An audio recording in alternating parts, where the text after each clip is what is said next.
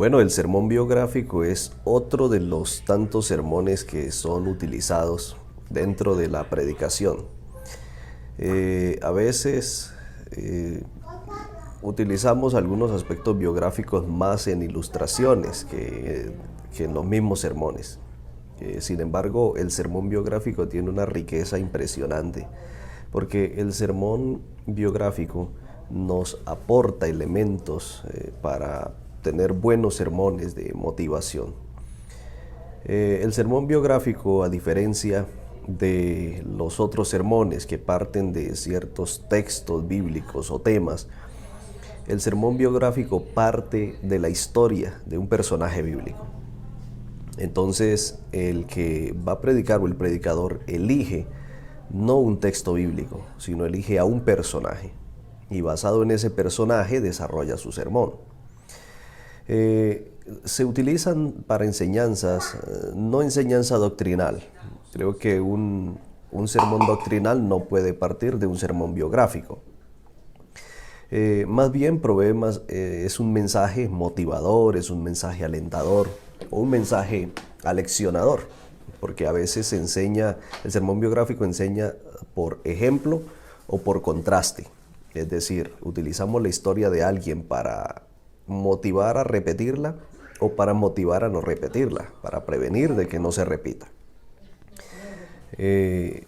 La biografía o el sermón biográfico pues se basa en las luchas, se basa en las victorias, se basa en los desafíos, en los peligros que tuvo que enfrentar ese personaje y que son también aplicables para nosotros en el día de hoy.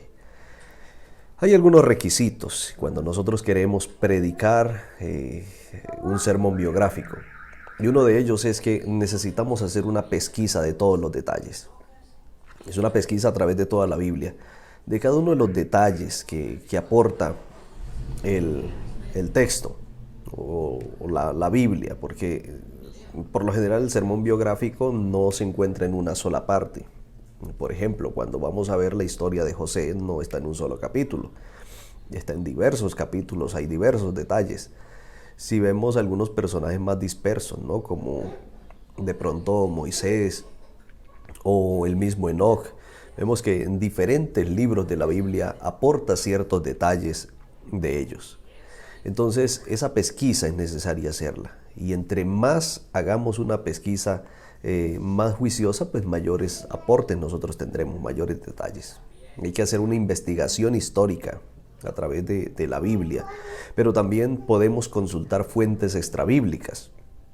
Nosotros tenemos una fuente importante como es el espíritu de profecía, pero también hay fuentes históricas, fuentes de investigación, de personajes académicos que han sido juiciosos en el estudio de ciertos personajes bíblicos, y esto nos va a aportar para enriquecer el sermón. Aparte de eso, pues necesitamos recrear los hechos. En la medida que vamos adquiriendo información, pues vamos recreando en nuestra mente, y de esa manera pues logramos transmitir una mejor biografía de la persona en nuestro sermón. La estructura del sermón pues es la estructura básica casi de cada sermón, y diríamos nosotros que es como lo que conocimos en la escuela como el cuento, ¿no? Introducción, nudo y desenlace. Lo llamaríamos en nuestro sermón como el inicio, la trama y la aplicación. Así que es una estructura básica, es la estructura de contar historias, es la estructura de cualquier discurso. Una introducción, un meollo de la situación o una trama de la situación, y pues entonces un desenlace, lo que nosotros ya llamaríamos como la aplicación o el llamado.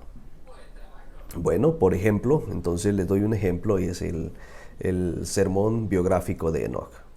Hay varias fuentes de información que nos brindan acerca de Enoc: Génesis 5, 18, 22 y 24, Hebreos capítulo 11, versículo 5, Judas 14 y 15, el libro de Patriarcas y Profetas, el capítulo 6, nos habla también de Set y Enoc, y he recopilado por allí algún documento de Luis Vegas Montaner de la Universidad Complutense, donde habla de las tradiciones judías que hay en cuanto a Enoc y que arrojan un poco de luz respecto a este personaje. Así que un ejemplo del sermón de Enoc podría ser, yo lo titularía: Enoc, un hombre ordinario con un resultado extraordinario. Y mi propósito es mostrar que los seres humanos ordinarios podemos tener vidas extraordinarias cuando las colocamos en las manos del Señor. En el primer paso yo diría que el nacimiento y la vida de Enoc fue tal y como el nacimiento y la vida de cualquiera de nosotros. Enoc nació de padres terrenos, de padres con tendencias pecaminosas.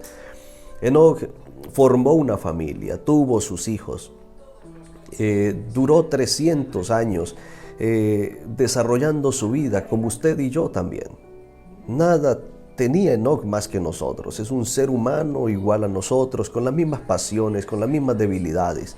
Por lo tanto, la vida de Enoc nos invita a nosotros también, o la vida de Enoc nos enseña que todos los seres humanos podemos tener las mismas oportunidades de crecer en el reino de Dios. Pero la vida de Enoc, las decisiones que Enoc tomó, hicieron que la vida de Enoc diera un cambio en su vida, un giro en su vida. En el segundo punto, que está soportado en Hebreos 11:5 y Judas 14:15, nos vamos a encontrar que Enoc tuvo una conversión. Él caminó con el Señor, dio evidencias de haber podido caminar con el Señor. Y es que la conversión no es un asunto de un momento a otro, no es un asunto de la noche a la mañana. La conversión es de un caminar continuo con el Señor. Esa conversión que tú puedes haber comenzado desde hace mucho tiempo, pero que en la medida que vas afianzándola, va ayudándote a ser un instrumento en las manos del Señor. Todas las tradiciones judías muestran a Enoc como alguien importante, alguien en el cual podía Dios darle visiones, darle revelaciones. Y de hecho, Enoc se convierte en un prototipo del tiempo del fin. Es un hombre apocalíptico. Y por lo tanto, Judas 14:15 menciona de cómo profetizaba Enoc, hablando de esos momentos cuando el Señor regrese y dé el castigo a los impíos. Esto indica que Enoc dejó que el Señor le influenciara y Dios pudo dar su revelación a través de él. Este punto de Enoc nos enseña que en la medida que nosotros vamos en un caminar con Cristo, Dios puede usarnos para dar un mensaje también a este mundo, para dar un mensaje de advertencia, no solamente en ejemplo, sino también en palabra. Y el tercer punto de Enoc es su traslado al cielo. Génesis 5:24 dice que desapareció porque Dios se lo llevó. Y usted y yo también podemos ser trasladados al reino de los cielos. La vida que nosotros vivamos sobre esta tierra, las decisiones que tomemos sobre esta tierra, marcarán nuestra traslación al cielo o marcarán nuestro destino eterno separado del Señor. Por lo tanto, es muy interesante y es muy importante aprender de la vida de Enoc. Un hombre común y corriente que tomó la decisión de caminar con el Señor, de pasar un día a día con el Señor, de hacer caso a las revelaciones que Dios le daba para él, para su gente, para su tiempo. Y esto le llevó a tener un desenlace que Dios también quiere para cada uno de nosotros. Y quiero finalizar llamándole a usted a desafiarse como se desafió Enoc. Caminar con Dios, pasar tiempo con Dios cada día, hasta que Jesús regrese y te traslade también al reino de los cielos. Y bueno, este es uno de los ejemplos de lo que sería un sermón biográfico, en este caso de Enoc. Obviamente, cuando ya ustedes han hecho una investigación mucho más grande, hay muchas más cosas que hablar y el tiempo será obviamente mucho mayor. Que Dios les bendiga y que la preparación de sermones biográficos puedan servir para alentar sus vidas y también para alentar la vida de aquellos que frecuentan sus iglesias.